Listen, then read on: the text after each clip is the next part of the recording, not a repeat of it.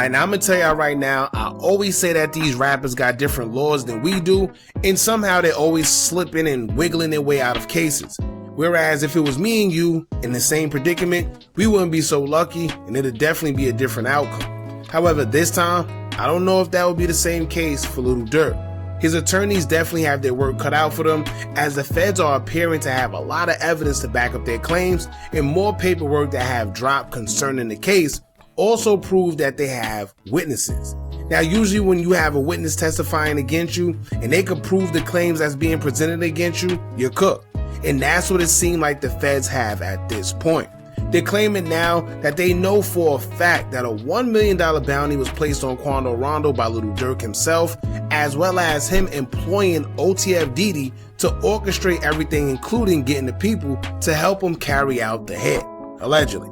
Now, on top of all that, they're using music lyrics to also help their prosecution. A lot of people love saying things like, oh, they're just using music lyrics, they don't have nothing if they're just using lyrics, the case is weak because lyrics is just entertainment. And I love how people keep saying that despite them continuously seeing that these rappers within the last few cases have been getting locked up, whereas music lyrics, videos, and social media content involved. And despite the public continuously saying that it holds no weight, we still see these guys going to jail behind it. So say what you want, but clearly the lyrics and music videos do hold enough weight to at least get them an indictment and or jail time. Just ask YSL.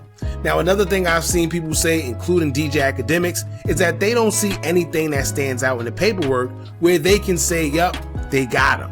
But if you know anything about the feds, that's not how that works. See, the feds come to you with an offer, and when you don't take it, you go straight to trial. The feds never show their whole hand because they look to put it all in the trial. That way you don't know the evidence they have and you can't prepare to defend your client against whatever it is that they have. We've seen this in the YSL case where they spoke about things that happened all the way back in 2011.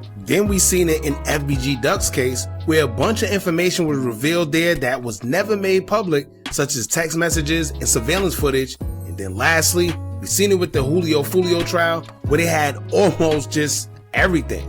Poor girl didn't even see it coming, and I bet she didn't know that her own friend would testify against her in that courtroom. But that's how the feds play. Now, I said all that to lead up to the paperwork that has been dropped and the evidence they already claim to have against Lil Durk. And as I read, I want y'all to carefully hear what's being said, because in one of the sentences, it would prove that whatever witness they allegedly have, it is in fact an OTF member.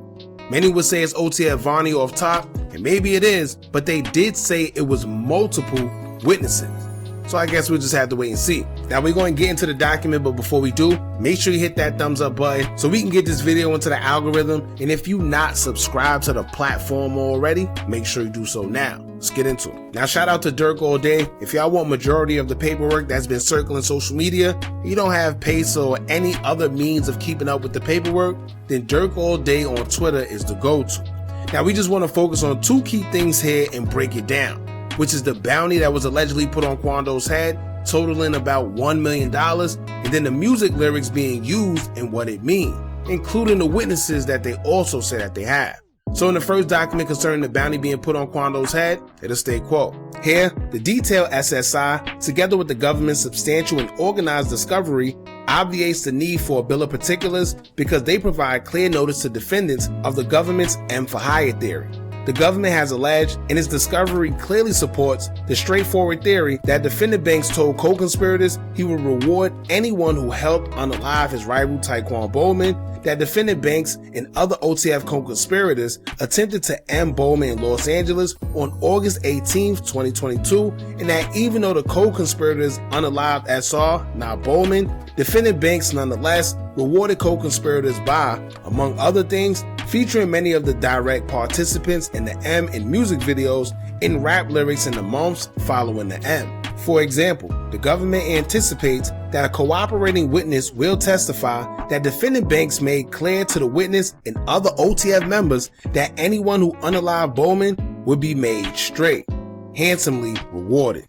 The discovery also shows that defendant Banks used his trusted lieutenants, defendant Wilson and co-conspirator 5, to recruit hitmen to fly to Southern California on August 18, 2022 to unalive Bowman. Consistent with defendant Banks' promise to reward co-conspirators, defendant Wilson solicited hitmen by promising to pay a $1 million reward on behalf of defendant Banks in exchange for flying to Los Angeles to commit the M.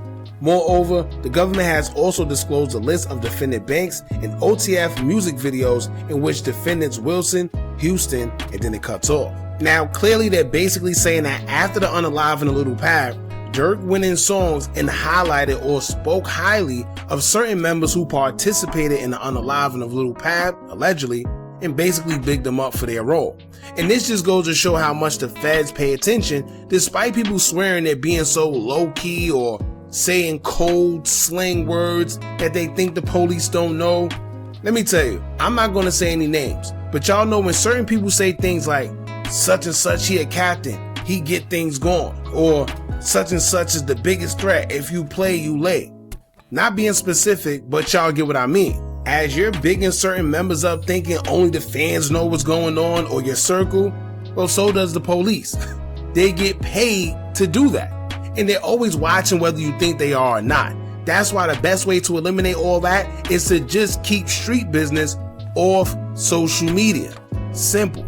Have y'all noticed that law enforcement rarely does good police work? Most of these guys get caught because they tell on themselves or don't cover their tracks. It's very, very rare these days you find a case where police just did excellent work to capture a suspect. And quite frankly, they don't have to when they got guys literally incriminating themselves. But what do I know? Now, I'm not saying the money we seen Durk with on $1 million worth of game has anything to do with what they're accusing him of. But what I am saying is, in trial, it's not what you know, it's all about what you could prove. And it's their business to convince a jury that Durk is guilty of putting $1 million on Quando Rondo's head. So here's how that may go. They may point out the fact that Durk was in fact seen with $1 million, according to him, and on a podcast, while he was in the trenches, like he said, with the guys around him. Now think about it. If you was a YT jury member and you hear what he's being accused of, hear the lyrics they're presenting, and it sounds like this man is putting money on heads, then see this man with an actual $1 million in his possession all at once, the first thing that's going to be running through your mind is, why does this man who's being accused of putting money on heads and has a history of being accused of it and is rapping about it have $1 million in the ghetto, right? In the trenches, as he says. Why would he need that type of money so loosely while being in his hood? And you could bet your bottom dollar, the prosecutors are going to try and force that narrative out there for them to ponder on that. Because whether it was for Quando or not, it just looked like it's up their alley. And their job is to just convince the jury. Simple as that. Now, aside from that, let's get into the music side that they plan on using against Durk, as well as lyrics, audio, and etc., including witnesses who may testify to back up the lyrics and prove why it correlates to the death of Lil Pab. The document would state, quote, "The government seeks to introduce 12 rap music videos and audio recordings and lyric excerpts against the defendants. The evidence carries as extraordinary risk of unfair prejudice and precisely the kind of character interference material that Rules 404B and 403 are designed to exclude. Despite 3 separate attempts to provide proper notice, the government has still not met the basic requirements of Rule 404B. Rather than articulate a specific non-propensity purpose and the reasoning that supports it, the government has labeled the material as inextricably intertwined in what appears to be an effort to avoid the rule's mandatory notice obligations. The court should reject that approach and bar the evidence." But here's where it gets juicy, y'all, because another part of that document will state, quote, "Additionally, the evidence the government seeks to omit is cumulative. Rule 403's cumulative evidence provision permits courts to exclude cumulative evidence when it has little incremental value. Here, the government hopes to omit various lyrics in music videos to show the relationship between co-conspirators. But this can and will be achieved in a number of different ways. Through the testimony of likely multiple witnesses and all publicly available information, pictures from social media, etc. To show that Mr. Wilson and Mr. Banks were associated, for example, the government need not present an entire music video of them together. It can merely present the fact that Mr. Wilson was featured on an album with Mr. Banks or show a photo of the two men together. The evidence is cumulative and thinly veiled attempt at omitting propensity evidence. It should be excluded entirely. Now, what I gather from that is it seemed like the prosecutors want to use the lyrics, and they're saying that they're not just using the lyrics in this case because they're not just solely leaning on the lyrics itself. What they're saying is they have multiple witnesses that can also testify and further explain each lyric and prove that it does correlate to the accusations made by the prosecution against Lil Durk. So in layman's terms, they're saying that yes, it's lyrics, but they have witnesses to back up what the lyrics mean and evidence behind it as well, which is pretty interesting.